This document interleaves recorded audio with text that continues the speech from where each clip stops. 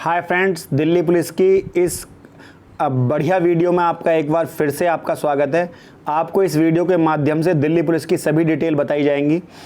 Form में क्या क्या चीज़ें मांगी गई हैं, डोमिसाइल को लेकर, फ़ोटो को लेकर खासा बच्चों में ये है कि सर उसमें क्या चाहिए। तो मैं आपको बिल्कुल उसकी आधिकारिक वेबसाइट पर लेकर आया हूँ दिल्ली पुलिस की, जिसमें दिल्ली पुलिस ने स्वयं बताया कि आपको आपके फॉर्म में क्या क्या चीज़ें भरनी चाहिए। आइए एक एक करके सभी चीज़ों के बारे में ब्यौरा देते हैं। सबसे पहले आप देख लीजिए लास्ट डेट क्या है। लास्ट डेट दिल्ली पुलिस की 7/9/2020 और रात के 11:30 बजे तक आपके साइट खुली रहेगी। और ये आपका फॉर्म 7 सितंबर तक के लिए ऑनलाइन रहेगा। इसके बाद ऑनलाइन पेमेंट आप 9 तारीख तक भी भर सकते हैं। तो 9 तारीख को यदि आप फॉर्म भरते हैं तो इसमें कोई परेशानी आपको यहाँ पर नहीं आने वाली है।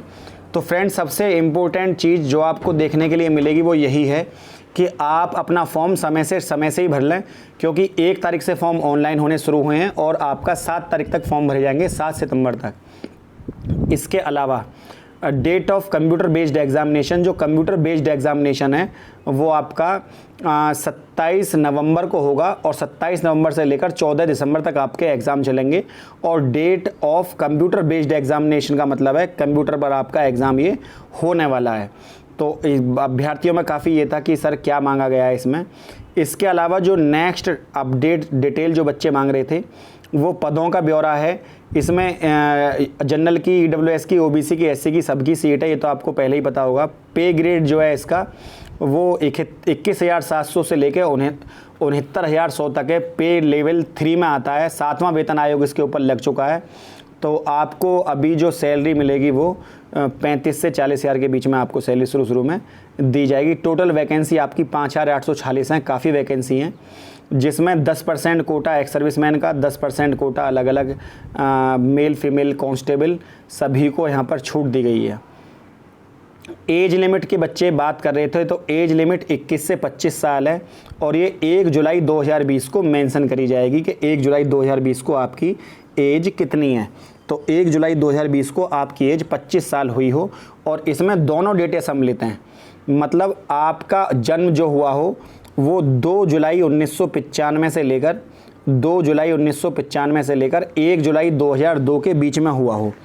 अगर ये इन डेटों में भी हुआ है तो वो भी वो मान्य है। इसके अलावा एज में 5 साल की छूट एससी एसटी को दी जाती है, ओबीसी को 3 साल की।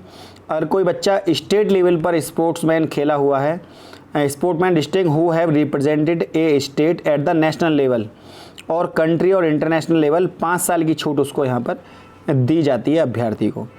इसके अलावा कोई अभ्यर्थी नेशनल लेवल पर खेला हुआ है तो उसको 10 साल की छूट यहाँ पर दी जाएगी। तो 10 साल की सीधी छूट है, लेकिन वो एससी एसटी के अभ्यर्थी होंगे उनको 10 साल की छूट है, वरना तो यहाँ 5 साल की छूट यहाँ पर दी जाती है।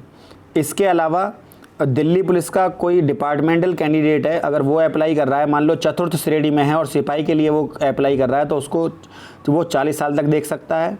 ओबीसी का जनरल का बच्चा है तो 40 साल तक, और वो डिपार्टमेंटल यदि ओबीसी का है तो 43, और यदि वह एससी एसटी का है तो 45। और कोई बच्चा ऐसा है दिल्ली पुलिस में, माता पिता नौकरी करते हैं और उनका बेटा है या बेटी है, तो 29 साल तक वो नौकरी को यहाँ फार्म भर सकते हैं, 29 साल तक। और एक्स सर्विसमैन चाहे जनरल हो चाहे आर्थिक पिछड़ा वर्ग का हो, 3 साल की छूट यहाँ पर उनको दी जाती है। इसके अलावा एक्स सर्विसमैन ओबीसी को 6 साल तक, एससी एसटी आपको पता होगा ये तो, विडो को 5 साल तक की छूट अलग से, मतलब 25-5-30 साल तक विडो फॉर्म भर सकती है यहाँ पर। डेट ऑफ बर्थ का जो आपका फॉर्म वगैरह है इसको आप सही से देख लें। कुछ बच्चों को फ़ोटो को लेकर था, तो हर चीज़ मैं यहाँ पर आपके एक एक करके प्रकाश डालूंगा, आप चिंता ना करें। फॉर्म भरते टाइम आपको किसी की परेशानी नहीं आएगी किसी भी तरह की। और सबसे पहले आपको बता दूं कि यदि किसी के पास एनसीसी का सर्टिफिकेट है तो सी सर्टिफिकेट है तो बहुत बढ़िया, 5% की छूट मिलेगी।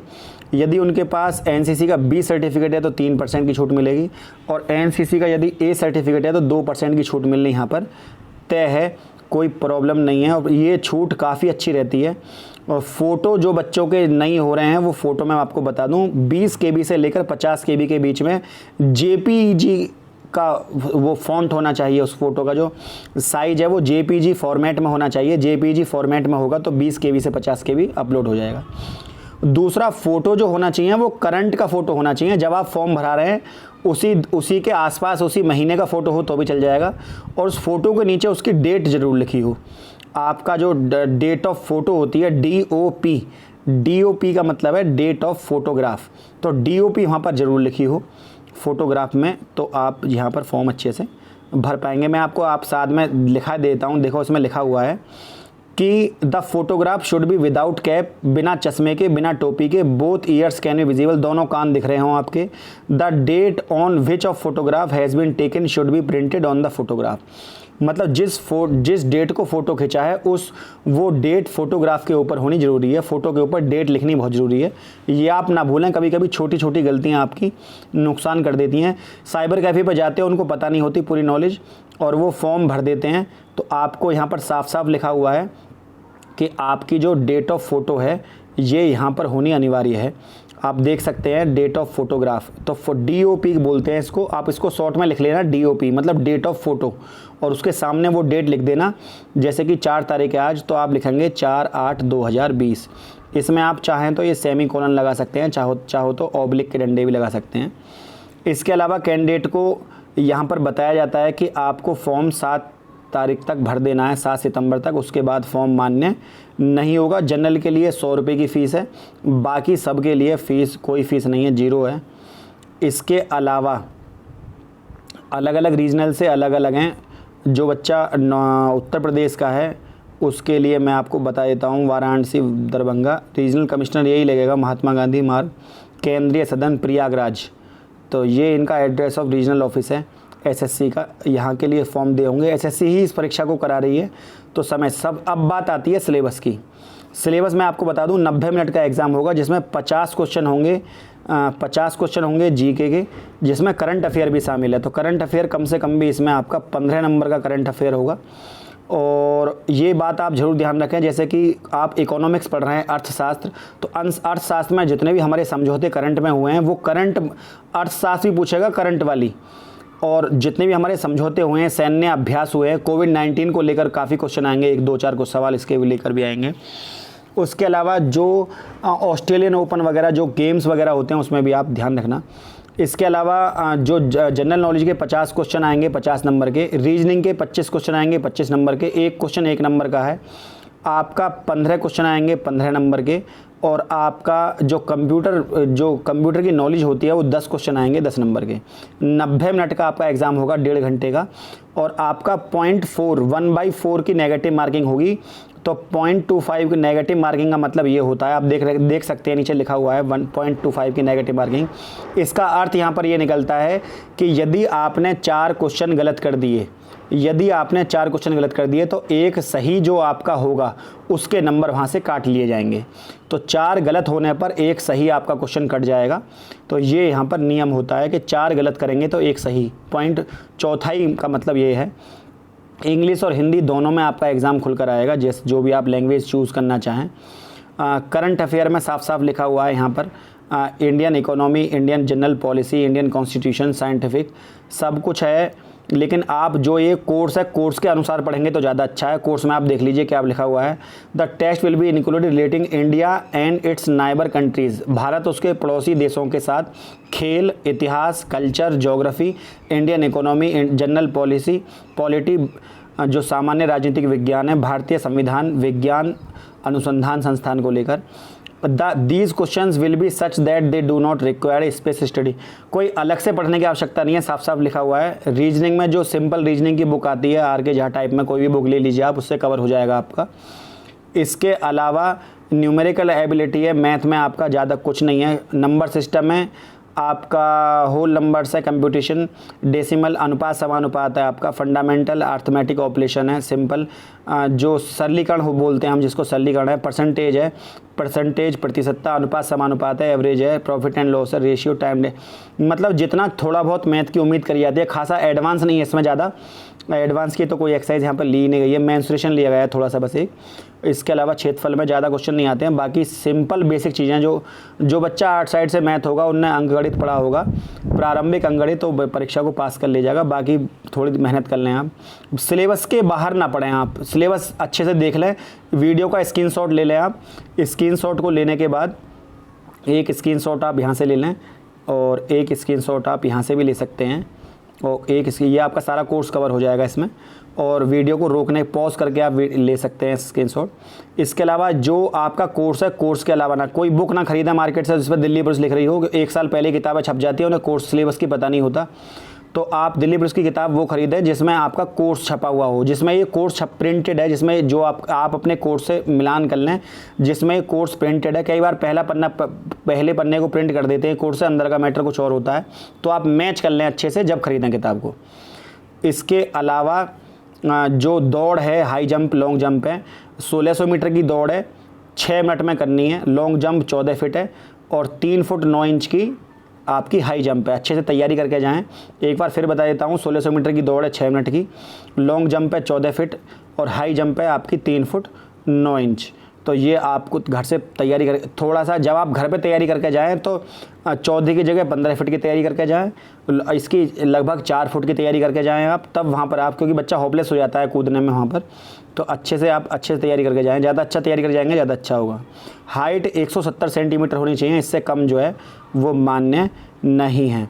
5 सेंटीमीटर जो ऐसी कैंडिडेट है उनके लिए छूट है। ये अलग अलग छूट हैं, आप स्क्रीनशॉट ले सकते हैं कि हिल एरिया का बच्चा है तो 5 सेंटीमीटर की छूट उसके लिए है, अन्यथा यहाँ पर कोई छूट नहीं है। ये मैंने आपको बता दिया। ये वो तो था पुरुषों के लिए, ये है महिलाओं के लिए। महिलाओं के लिए 8 मिनट की जो दौड़ है, पुरुषों के लिए 6 मिनट में थी, महिलाओं के लिए 1600 मीटर दौड़ 8 मिनट में है। लॉन्ग जंप 10 फीट होगी महिलाओं के लिए और हाई जंप 3 फुट, तो महिलाओं के लिए थोड़ा सा कम कर दिया गया है। सैलरी बराबर मिलने वाली है, ऐसी कोई आप चिंता ना करें कि सैलरी आपको कम दी जाएगी अगर 65 आपके कम कूदे गए। इसके अलावा Aadhaar card, voter ID, driving licence, यदि आपका सबसे करंट का जो भी सर्टिफिकेट बना हुआ हो वो आप भरें। कई बार ऐसा होता है कि आप लिंक नहीं कर पाते हैं अच्छे से, तो आप ड्राइविंग लाइसेंस आपके पास करंट का होगा, वोटर आईडी। अच्छा, जो बच्चे डोमिसाइल सर्टिफिकेट कह रहे थे, मैं उनको बता दूं कि उनका यदि वो ओबीसी के हैं तो जो अगर कोई जाट है तो वो जाट जनरल का ओबीसी का बनवा ले, नेशनल लेवल का, तो वह मान्य होगा। मतलब जैसे कोई बच्चा अगर कोई उसमें आ रहा है, जनरल में आ रहा है, तो जनरल का सेंट्रल लेवल का जनरल का बनवा ले तो वो वहाँ जनरल में काउंट होगा। अगर ओबीसी की छूट मिल रही है तो ओबीसी का बनवा ले। इसके अलावा जो फीस और फ़ोटो को लेकर थी बात, मैंने आपको बता दी। असेंशियल क्वालिफ़िकेशन 12th मांगी गई है, ये आपको बताई दिया गया है।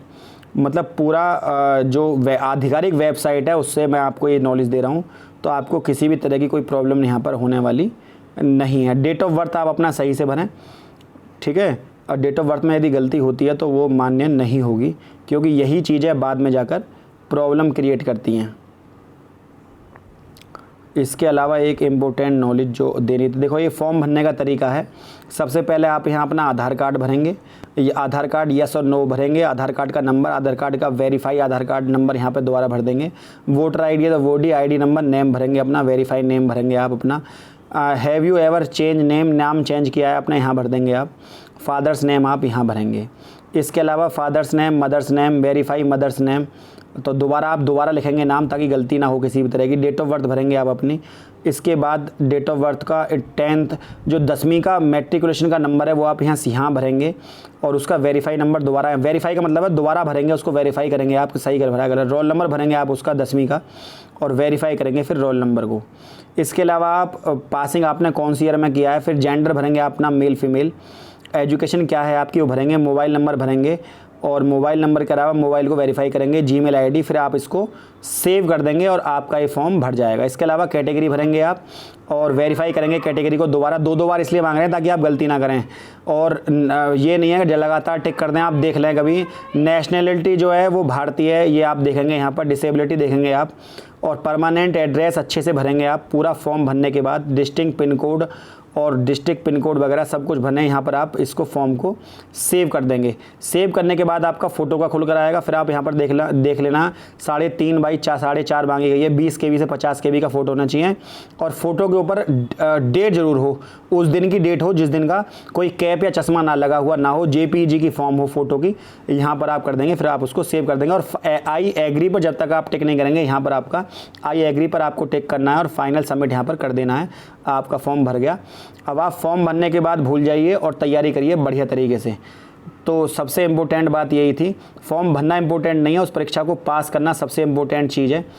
तो बस यही है, वैकेंसी काफ़ी हैं 5846। भविष्य के लिए आपको अभिमान एकेडमी की तरफ से आपको हार्दिक शुभकामनाएं। फ्रेंड, वीडियो आपको अच्छी लगी हो तो अधिक अपडेट के लिए चैनल को लाइक, शेयर और चैनल को सब्सक्राइब करना ना भूलें। आज के लिए इतना ही। जय हिंद, जय भारत।